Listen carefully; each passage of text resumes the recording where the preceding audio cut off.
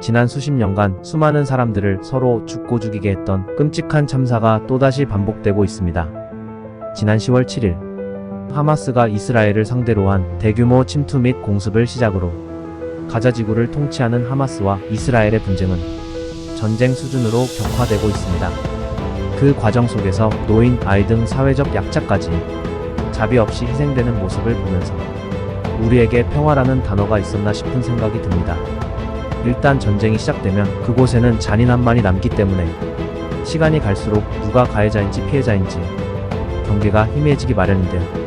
그 가운데서 올바른 판단을 할 수 있도록 도와주는 것은 배경이나 과정 등에 대한 지식이라 생각합니다. 그래서 오늘은 짧은 시간 안에 보는 이스라엘과 팔레스타인 그리고 가자지구 이야기입니다.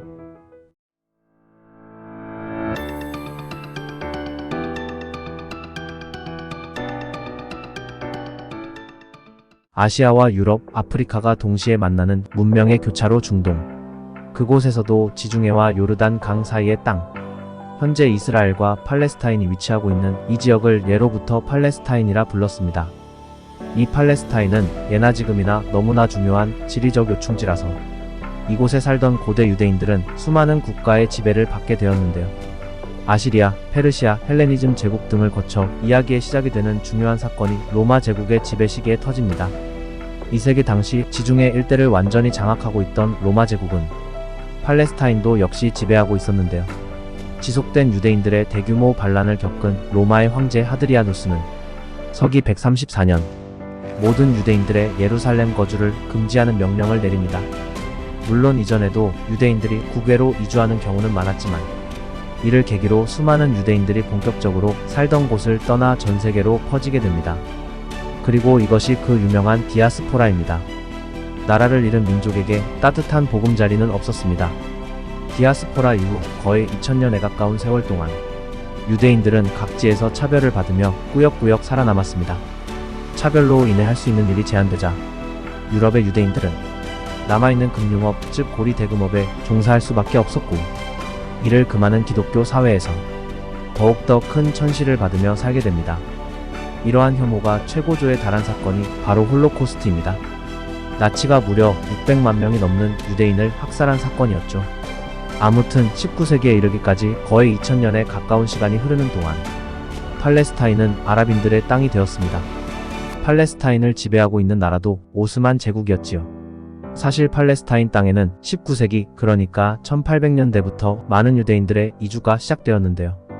2000년간 다른 나라에서 자리를 잡았는데 도대체 왜 굳이 팔레스타인까지 돌아가려 하느냐 이렇게 생각하실 수 있습니다.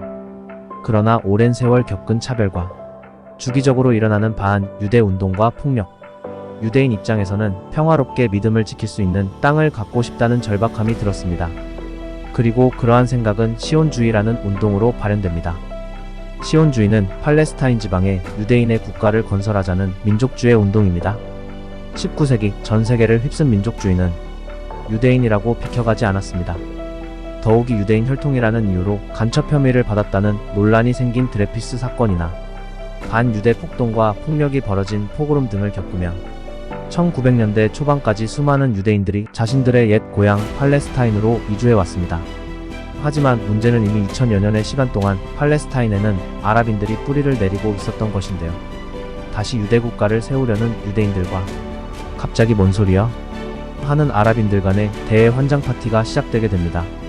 이쯤에서 그 나라가 등장하게 되는데요. 현대 중동 문제의 발단에서 이 나라를 빼놓고 이야기하기가 어렵습니다. 바로 영국입니다. 1차 대전이 시작되자 협상국이었던 영국은 동맹국인 오스만 제국을 깨뜨리기 위해 중동 지역을 공략하는데요. 이 과정에서 희대의 트롤짓을 합니다. 무려 3중 계약을 맺은 겁니다. 첫째, 영국은 아랍계 지도자 후세인에게 오스만 제국 공략에 협조하는 조건으로 전후 팔레스타인의 아랍 국가 건설을 약속하는 후세인 맥마흔 서한을 보냅니다. 둘째, 전쟁 자금을 위해 유대계 금융권의 지원이 절실했던 영국은 유대인들을 상대로 전후 팔레스타인의 유대 국가 건설을 돕겠다는 벨푸어 선언을 합니다. 셋째, 앞선 두 약속으로도 이미 모순이 생기는데 사실 주인공은 아랍계 유대계 둘 다 아니었습니다.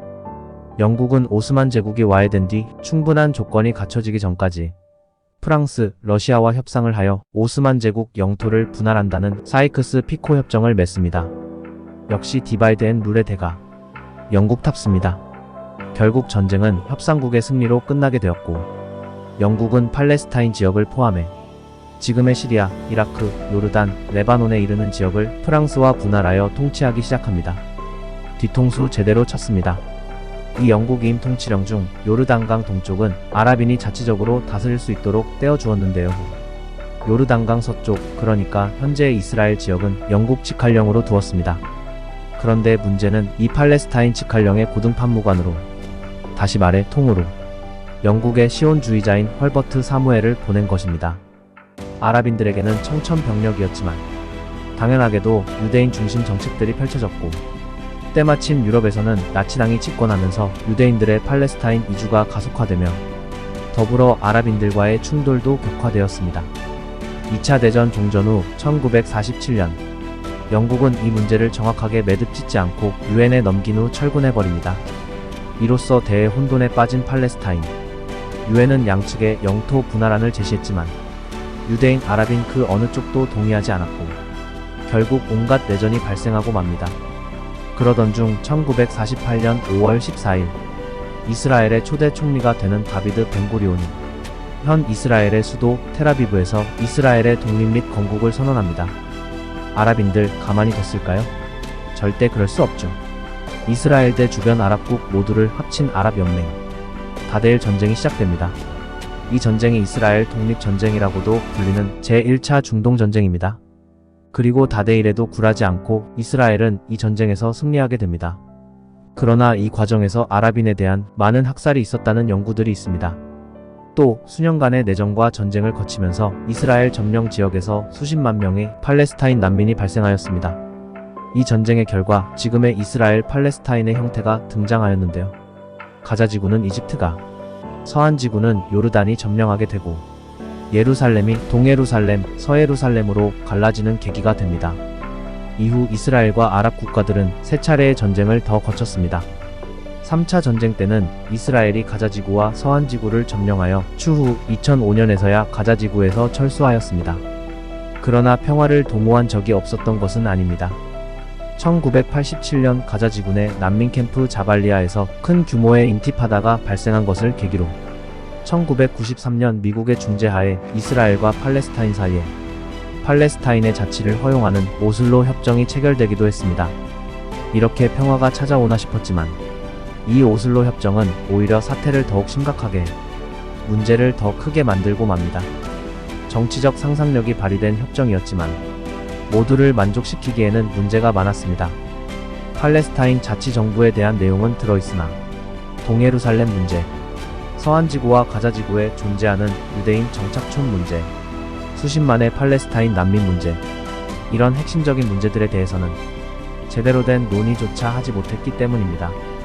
특히 서한지구를 세 구역으로 나눈다는 내용도 있었는데요. 서한지구의 3%밖에 안 되는 A지구에서만 팔레스타인 자치기구가 경찰권과 행정권을 모두 가지고 25%인 B지구는 팔레스타인 자치기구가 행정권, 이스라엘이 경찰권을 갖고 나머지 무려 72%나 해당하는 C지구에서는 이스라엘이 둘 다 갖는다는 내용이었습니다. 팔레스타인 입장에서는 도저히 받아들일 수 없는 내용이었죠. 그 결과 협상에 참여한 PLO를 제외한 하마스 등의 팔레스타인 무장단체들이 독자적으로 과격한 행동을 하기 시작했습니다.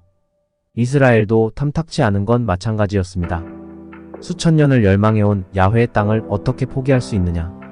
공식적으로 인정해주는 순간 이스라엘은 적을 바로 옆에 두는 것이나 마찬가지다. 반발이 심했죠.